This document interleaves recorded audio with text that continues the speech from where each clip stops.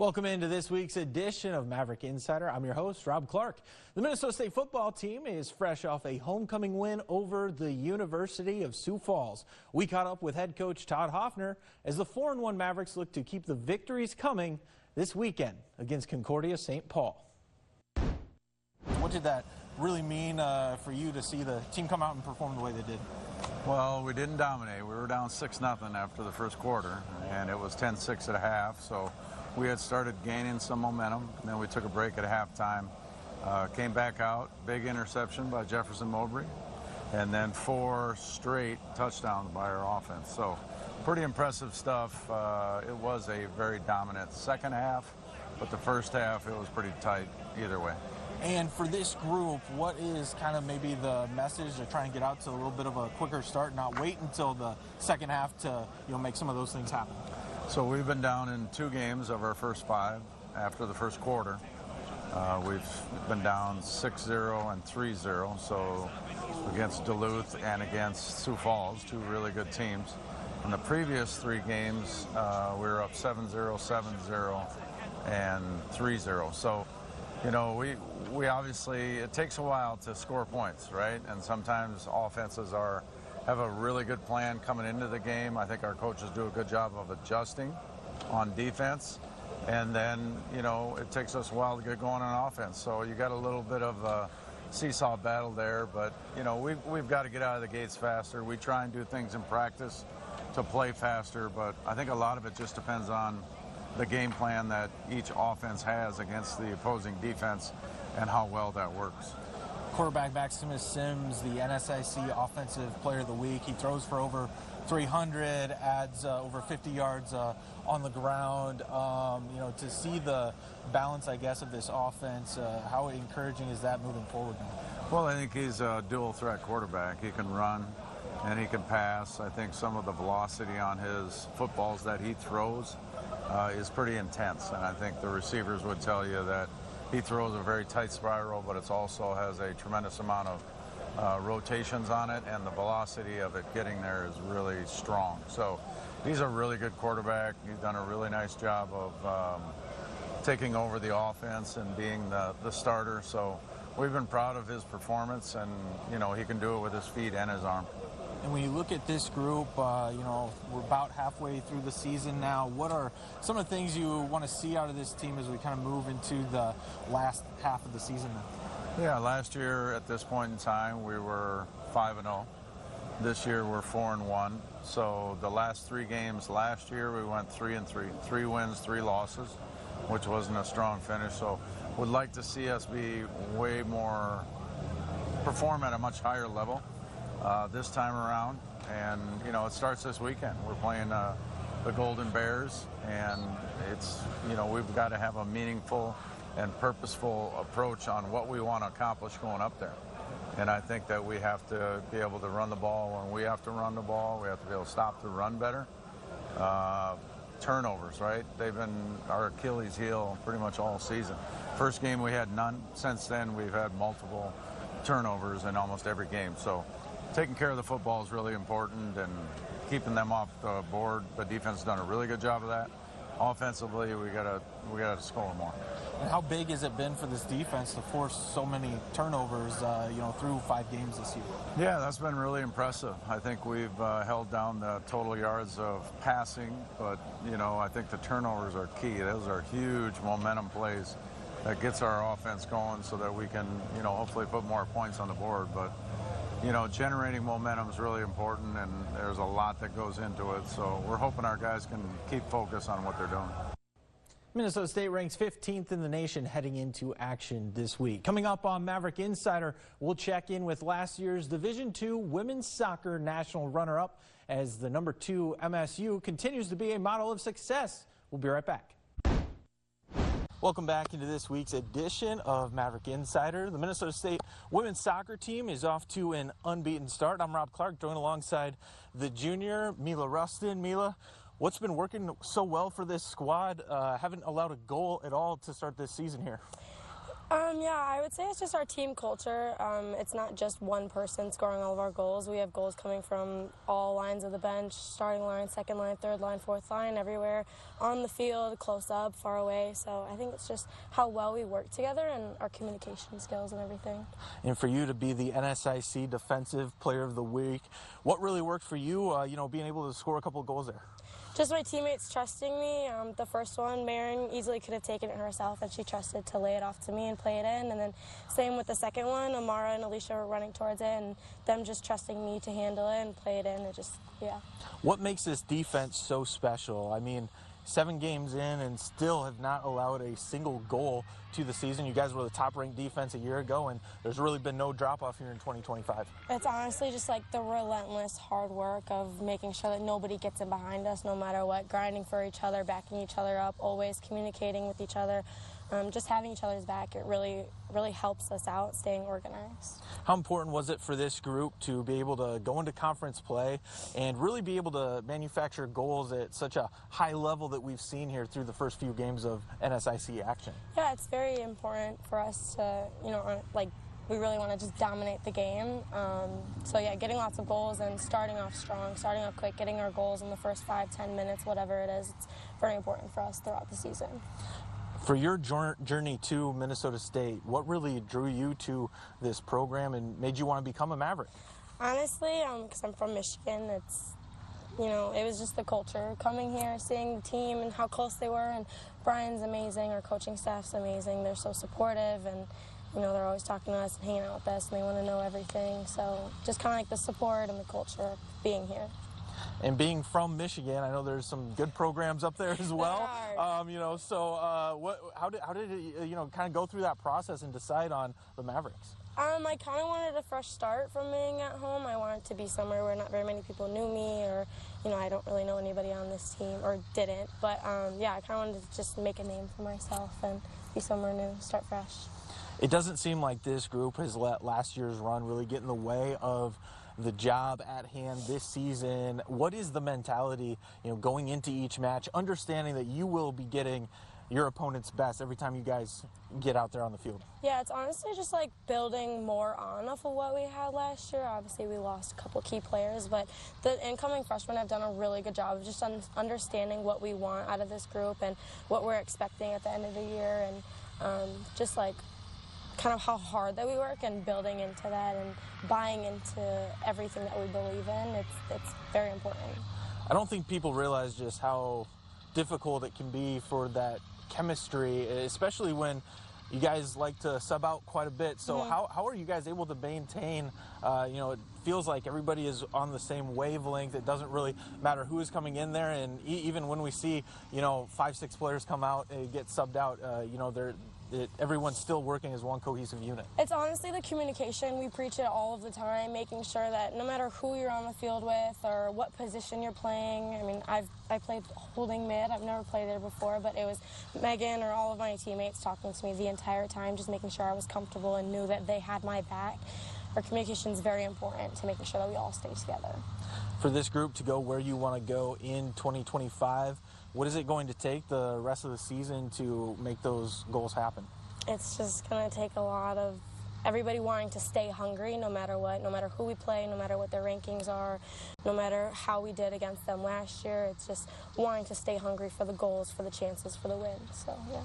Thank you so much for joining me. Thank you. We'll be back with more Maverick Insider after the break. Stay with us. Welcome back into this week's edition of Maverick Insider. The Minnesota State women's soccer team is off to an unbeaten start with 7 shutouts so far on the season. I'm Rob Clark, joined alongside Associate Head Coach Aaron Tilson. Aaron, how exciting is it to see this group really pick up right where you guys left off last year and be the top-ranked defense in the nation? Yeah, I think, the confidence that we gained from last year, we played a lot of very tough games, and so we know we can compete with anyone. And this year, being able to dominate games, to find goals and win them has really been special. Last year, maybe we had a few more ties than we'd liked, and this year, our defense is really solid, and the offense is coming along and clicking every day. What really makes this defense special, especially, when we see those forwards really fighting to get back and make some plays to win possession? Yeah, I think, our team believes, everyone's going to attack. We've seen our outside backs getting goals and assists almost every week. And, everyone's going to defend and everyone's going to attack. And so we do it all together. It's a true team effort. And so I think that's like the part that makes it the most fun, I think, for us as coaches, to see that buy-in. And everybody's really battling and working together. And the success is coming.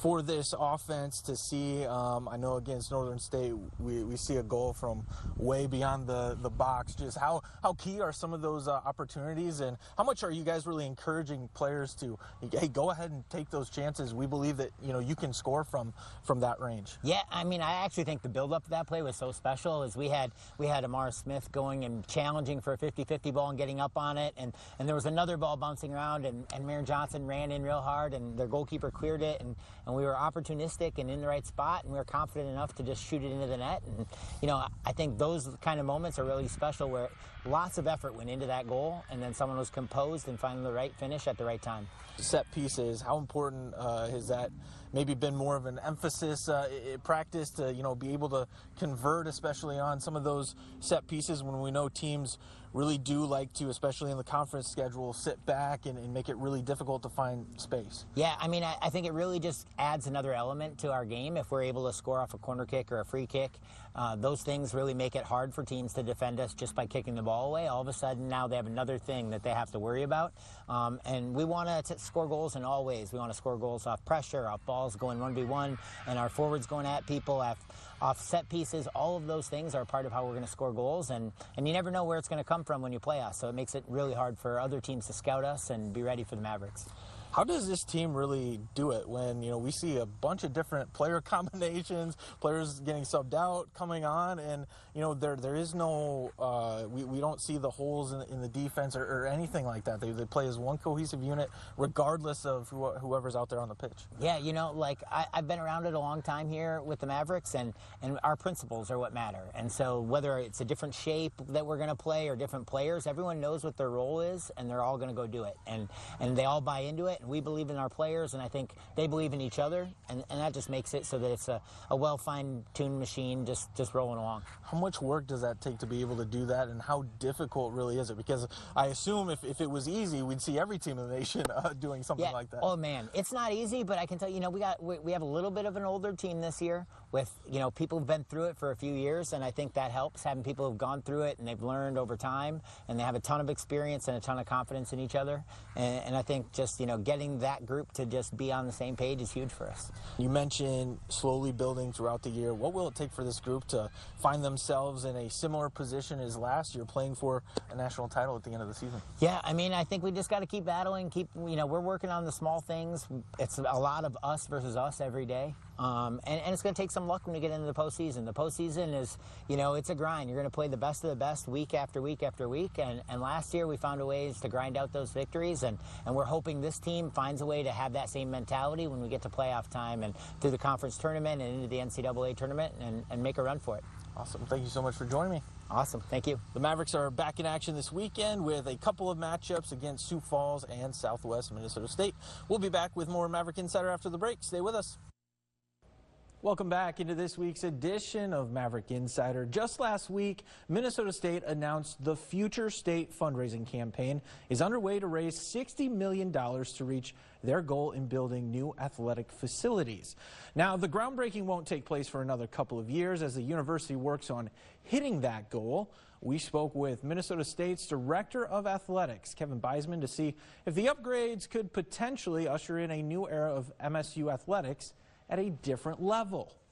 When I look at this from an athletic standpoint, does this open the door for MSU to make the jump to Division I in the future? I don't know. I think it probably just solidifies our position as a leader in Division II.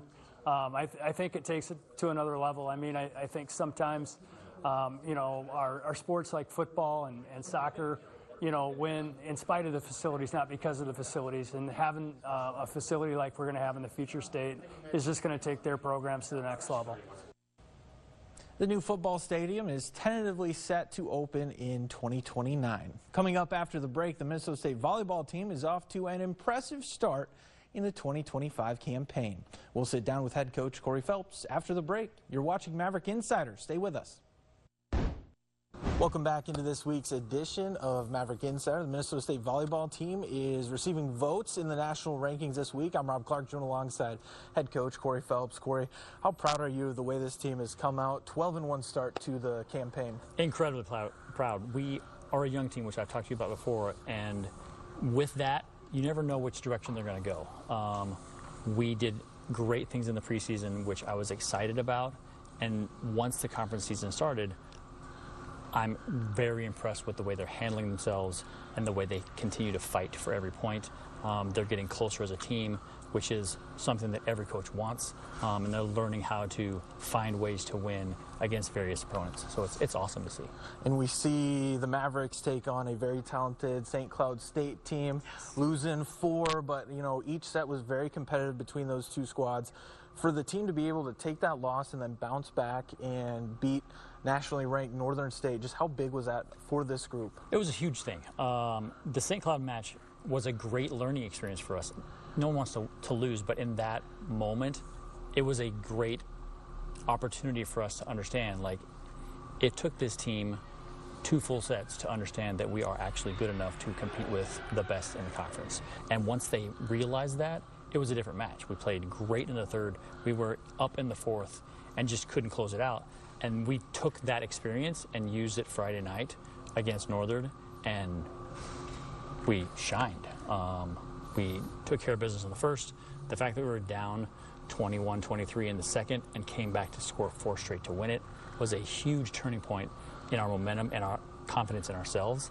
And then we just rolled in the third, and that match in and of itself was a pivotal point in our season moving forward, and we're going to use both of those experiences hopefully this weekend for the better. And of course, with the NSIC, it doesn't ever seem to get any easier as you move through the schedule. Sioux Falls coming up on Friday, but then a top 15 team in Southwest Minnesota State on Saturday. But it is here at the Taylor Center. Yes, and both should be outstanding matches. Sioux Falls is a team that's had our number for 6 years now. We absolutely have what it takes to beat them this year, but it's not going to be easy, just like any match in the conference. So that's going to be a great way to start our weekend. I believe that if we take care of business from the service line and we continue to play fearlessly and with discipline, we're gonna have a good matchup. And then Saturday, SMSU is a great team every year. They've been in the top 10 for most of the season already, and we were lucky enough to scrimmage them in the preseason, which gave us an insight to what we have in store. It's going to be an outstanding match. What makes this defense so special? Because it seems like in watching, they really make every team work so hard to just pick up a point. I'm hoping that that's at least partly my influence. I was a libero in college, or after college, and played a lot of defense, and defense is what I see the easiest. But the athletes on our team just have a grit about them defensively that they want to get after the ball. In our gym, defense is where we are able to establish great energy, and we feed off of those long plays. This last weekend, there were 2 or 3 plays that our kids were all over the gym, diving into our own bench, and we were able to keep the ball alive. And whether we win or lose those, we have found ways to energize the bench with those and those that are on the court, and we just feed off of that energy, and it just carries us through. Now, this is a young team for a lot of the players. This might be their first experience, with the collegiate game, with the NSIC. To see them come out and compete the way that they have, I'm sure that's got to be very encouraging, especially when you start talking about, the future of the program and where it can go. Yes, Megan and I, our associate head coach, have spent a lot of time making sure that we're picking the right athletes for our program. Those that have the right mentality, work ethic, drive, competitiveness, and culture. When they get here, they can just hit the ground running. And I'm excited to say that this year in particular, we're doing great things from top to bottom. The returners are helping the young athletes learn the ropes at this level, and those that are new to the program are stepping in, and they're playing fearlessly, which is what I'm looking for all the time. That'll do it for this week's edition of Maverick Insider. We'll see you next time.